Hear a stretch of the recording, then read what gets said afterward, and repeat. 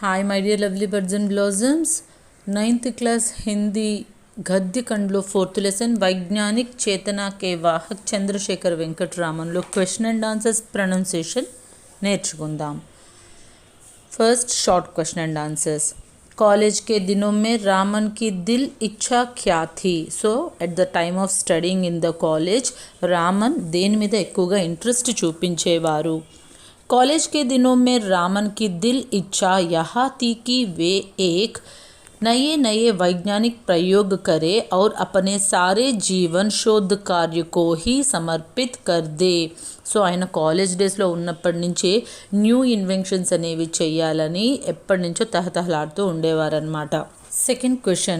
वाद्य यंत्रों पर की गई खोजों से रामन ने कौन सी भ्रांति तोड़ने की कोशिश की? वाद्य यंत्रों means musical instruments. So Raman musical instrument మీద ఉన్న మిస్కన్సెప్షన్, అపోహలు ఏవైతే ఉన్నాయో వాటిని ఎలా బ్రేక్ చేశారు?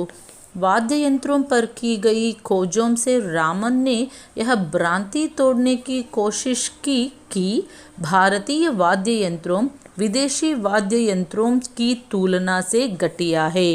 సో మన మ్యూజికల్ ఇన్స్ట్రుమెంట్స్ ఏవైతే ఉన్నాయో అవి ఫారెన్ మ్యూజికల్ ఇన్స్ట్రుమెంట్స్కి ఏ మాత్రం తీసిపోవు అని సర్ సివి రామన్ ప్రూవ్ చేశారనమాట. Third question. రామన్ కే లియే నౌకరీ సంబంధి కౌన్ సా నిర్ణయ కఠిన్ థా? సో ఆయన జాబ్ చేసేటప్పుడు ఆయన ఏ జాబ్ చేయాలి అని డిసైడ్ చేసుకోవడానికి ఆయన ఎలాంటి డిఫికల్టీస్ ఫేస్ చేయాల్సి వచ్చింది? रामन भारतीय सरकारी के वित्त विभाग में सरकारी नौकरी कर रहे थे. प्रसिद्ध शिक्षा शास्त्र सर आशुतोष मुखर्जी ने रामन को कोलकाता विश्वविद्यालय में प्रोफेसर पद के लिए बुलाया. ऐसी स्थिति में रामन के लिए यह निर्णय लेना कठिन था कि अत्यंत प्रतिष्ठित सम्मानजनक सरकारी नौकरी कैसे छोड़ दे जो अनेक सुख सुविधाओं से जुड़ी हुई हो और कम वेतन कम सुविधाओं से जुड़ी विश्वविद्यालय की नौकरी में कैसे प्रवेश किए जाए. సో ఈయన ఇన్కమ్ ట్యాక్స్ డిపార్ట్మెంట్లో పనిచేస్తున్న టైంలో ఈయనకి చాలా గొప్ప ప్రొఫెసర్ అయిన ఆశుతోష్ ముఖర్జీ వాళ్ళ యూనివర్సిటీలో ప్రొఫెసర్గా ఈయనకి జాబ్ ఇచ్చారనమాట. అయితే రామన్ గవర్నమెంట్ జాబ్లో ఎన్నో ఫెసిలిటీస్ ఉంటాయి, జీతం కూడా చాలా బాగా వస్తుంది. ఈ జాబ్ ముఖ్యమా లేదా ఒక ప్రొఫెసర్గా తక్కువ ఫెసిలిటీస్ ఉన్నా ఆ జాబ్ ముఖ్యమా అని తేల్చుకోవడంలో కొద్దిగా టైం ఆయన తీసుకున్నారు. Next question. Sir Chandrashekhar Venkataraman को समय समय में किन किन पुरस्कारों से सम्मानित किया गया? సో సర్ సివి రామన్కి ఏ టైంలో ఏ ఆయనకి అవార్డ్స్ అనేవి వచ్చినాయి? सर चंद्रशेखर वेंकटरामन को समय समय पर अनेक पुरस्कारों से सम्मानित किया गया. सन 1926 में रॉयल सोसाइटी की सदस्यता प्रदान की गई. सन 1929 में उन्हें सर की उपाधि दी गई. सन 1930 में नोबेल पुरस्कार दिया गया. सन 1954 में देश के सर्वोच्च सम्मान भारत रत्न से सम्मानित किया गया. उन्हें रोम का मैथ्यूसी पदक, रॉयल सोसाइटी का ह्यूज पदक, फिलाडेल्फिया इंस्टीट्यूट का फ्रैंकलिन पदक, सोवियत संघ का अंतर्राष्ट्रीय लेनिन पुरस्कार आदि के सम्मानित किया गया. సో సర్ సివి రామన్ ని membership of the royal society in 1924, title of sir was given in 1929, nobel prize in 1930, 1954లో countries highest honour Bharat Ratna and Metzger's Medal of Rome, Hughes Medal of Royal Society, the Franklin Medal of the Philadelphia Institute and the National Lenin Award of the Soviet Union. ఇలా ఎన్నో awards ఆయన్ని వరించాయి. Next question. Raman को मिलने वाले पुरस्कारों ने भारतीय चेतना को जागृत किया. ऐसा क्यों कहा गया है? సో రామన్కి వచ్చిన ఇన్ని అవార్డ్స్ అండ్ రివార్డ్స్ వీటి వల్ల మన ఇండియన్ యూత్ ఎవరైతే ఉన్నారో వాళ్ళందరికీ అవేర్నెస్ అనేది వచ్చింది అనే ఒక స్టేట్మెంట్ని మీరు ఎలా సమర్థిస్తారు? रामन को मिलने वाले पुरस्कारों ने भारतीय चेतना को जागृत किया, क्योंकि रामन से प्रभावित होकर अनेक छात्र विज्ञान की ओर बढ़े। उन्होंने बेंगलुरु में रामन रिसर्च इंस्टीट्यूट की स्थापना की और वहां पढ़ने वाले कई छात्र आगे चलकर महान वैज्ञानिक बने। विश्व भर में प्रसिद्ध होने के बाद भी रामन ने कई अनुसंधान करने वाले कई छात्रों का मार्गदर्शन करते रहे। సో రామన్ ఇంత ఫేమస్ అయిన తర్వాత ఆయన స్థాపించిన రామన్ రీసెర్చ్ ఇన్స్టిట్యూట్ ద్వారా ఎంతోమంది పిల్లలు రామన్ లాగా గ్రేట్ సైంటిస్ట్ అవ్వడానికి ఆయన్ని ఒక రోల్ మోడల్గా తీసుకొని ఎన్నో రీసెర్చ్ చేసి సక్సెస్ అయ్యారు. సో ఒక విధంగా చెప్పాలి అంటే రామన్ ఈ pride of our country. Next question, ఇవి ఎస్ఏ క్వశ్చన్స్ మీకు. फर्स्ट क्वेश्चन, रामन के प्रारंभिक शोध कार्य को आधुनिक हठयोग क्यों कहा जाता है?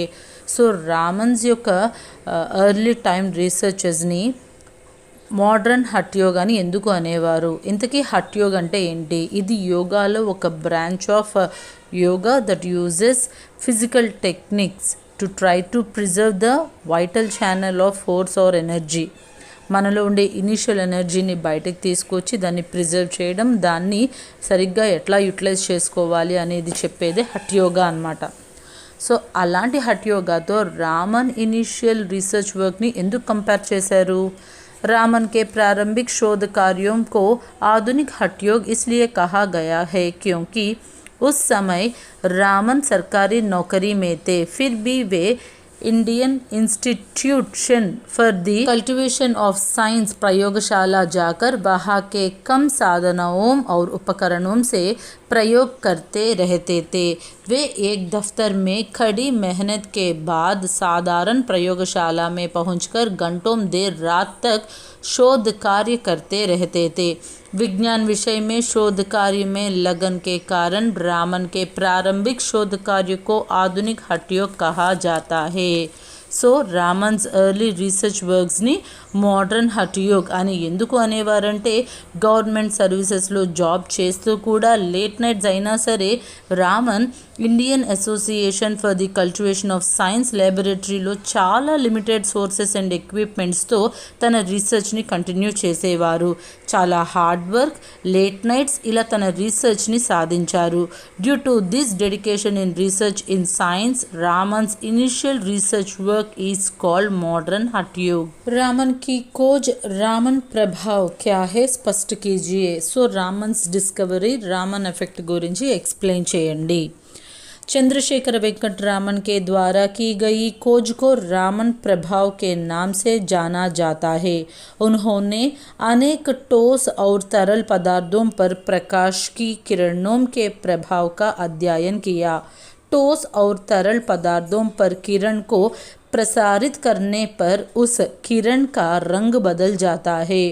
एक वर्णीय प्रकाश की किरण के फोटॉन जब तरल या ठोस से गुजरते हुए इनके अणुओं से टकरते हैं तो इस टकराव के परिणाम स्वरूप ऊर्जा का कुछ भाग खो जाते हैं या पा देते हैं. दोनों ही स्थितियों में प्रकाश के वर्ण में बदलाव आते हैं. एक वर्णीय किरण में सबसे अधिक ऊर्जा बैंगनी रंग के प्रकाश में होती है. बैंगनी के बाद क्रमश आसमानी, नीले, हरे, पीले, नारंगी और लाल वर्णों का नंबर आता है. इस प्रकार लाल रंग का ऊर्जा सबसे कम होती है. इस खोज को ही रामन प्रभाव कहते हैं. సో రామన్స్ డిస్కవరీనే రామన్ ఎఫెక్ట్ అని అంటారు. He studied the effect of light race on many solids and liquid substances. ఎప్పుడైతే ఒక లైట్ రే కనుక ఒక సాలిడ్ సబ్స్టెన్సెస్ మీద కానీ లిక్విడ్ సబ్స్టెన్సెస్ మీద కానీ పడిందంటే అందులో ఉన్న ఫోటాన్స్ ఆ లైట్ రేని రిఫ్లెక్ట్ చేస్తాయి అన్నమాట. అందులో ఉండే మాలిక్యూల్స్ ఆ టైంలో ఏమవుతుందంటే ఆ ఎనర్జీ ఏదైతే ఉంటుందో అది లాస్ కానీ గెయిన్ కానీ అవుతుంది. యాజ్ ఏ రిజల్ట్ అక్కడ కొలిజన్ అనేది జరుగుతుందన్నమాట. దానివల్ల మనకి కలర్స్ అనేవి ఎగ్జిబిట్ అవుతాయి. అలాంటి కలర్ రైట్ రేస్ ఏవైతే బయటకి ఎగ్జిబిట్ అవుతున్నాయో వాటిలో ఫస్ట్ మనకి కళ్ళకి కనిపించేది వైలెట్ కలర్. అది చాలా ఎనర్జెటిక్గా ఉంటుంది. సో ఆఫ్టర్ వైలెట్ మన కళ్ళు బాగా బ్లూ కలర్ని అబ్జర్వ్ చేసుకుంటాయి. Green, yellow and red colours అక్కడ మనకి ఎమిట్ అవుతాయి అన్నమాట. సో రెడ్ కలర్ అనేది లాస్ట్లో ఉంటుంది, which has the lowest energy. So ఈ డిస్కవరీని రామన్ ఎఫెక్ట్ అని అంటారు. సో ఇంకా క్లియర్గా చెప్పాలి అంటే the process of scattering of light particles by molecules of A medium. Okay, so the wave length, ఆ లైట్ యొక్క వేవ్ లెంత్ ఏదైతే ఒక సాలిడ్కి కానీ లిక్విడ్కి కానీ తగిలి అది రిఫ్లెక్ట్ అయ్యేటప్పుడు దాని యొక్క మీడియం ఏదైతే ఉంటుందో స్కాటర్డ్ అవ్వడం వల్ల మన కళ్ళ దగ్గరికి వచ్చేసరికి దాని కలర్ అనేది చేంజ్ అవుతుంది. దీన్నే रामन इफेक्ट అని అంటారు. रामन प्रभाव की खोज से विज्ञान के क्षेत्र में कौन कौन से कार्य संभव हो सके. So due to Raman effects మనకు సైంటిఫిక్గా ఎలాంటి యూజెస్ అనేవి జరిగినాయి. रामन प्रभाव की खोज से विज्ञान के क्षेत्र में निम्नलिखित कार्यों संभव हो सके. अणुओं और परमाणुओं की अंतरिक्ष संरचना और अध्ययन सहज हो गया. इंफ्रारेड स्पेक्ट्रोस्कोपी के स्थान पर रामन स्पेक्ट्रोस्कोपी का प्रयोग किया जाने लगा. पदार्थों का संश्लेषण करना और उनके उपयोगी पदार्थों का कृत्रिम रूप से निर्माण करना संभव हो सका. So due to the Raman effects మనకి study of the internal structure of molecules and atoms అనేది ఈజీగా అర్థం చేసుకోవడం జరిగిందనమాట. And instead of infrared spectroscopy Raman spectroscopy use చేయడం జరిగింది. And it is become very possible to synthesize substances and create many useful substances artificially. ఇవన్నీ కూడా due to Raman effect మనం ఈజీగా చేయగలుగుతున్నాం అన్నమాట. నెక్స్ట్ క్వశ్చన్, देश को वैज्ञानिक दृष्टि और चिंतन प्रदान करने में सर चंद्रशेखर वेंकट रामन के महत्वपूर्ण योगदान पर प्रकाश डालिए. देश को वैज्ञानिक दृष्टि और चिंतन प्रदान करने में सर चंद्रशेखर वेंकट रामन का महत्वपूर्ण योगदान रहा. वे वैज्ञानिक दृष्टिकोण और चिंतन के प्रति समर्पित थे. उन्होंने अपने शोध कार्य के प्रारंभिक दिनों में बहुत संघर्ष करना पड़ा. उन्होंने बेंगलुरु में रामन रिसर्च इंस्टीट्यूट नामक प्रयोगशाला की शुरुआत की, जो उन्हों की नाम से प्रसिद्ध है. भौतिक शास्त्र के अनुसंधान को बढ़ावा देने के लिए उन्होंने इंडियन जर्नल ऑफ फिजिक्स नामक शोध पत्रिका को आरंभ किया.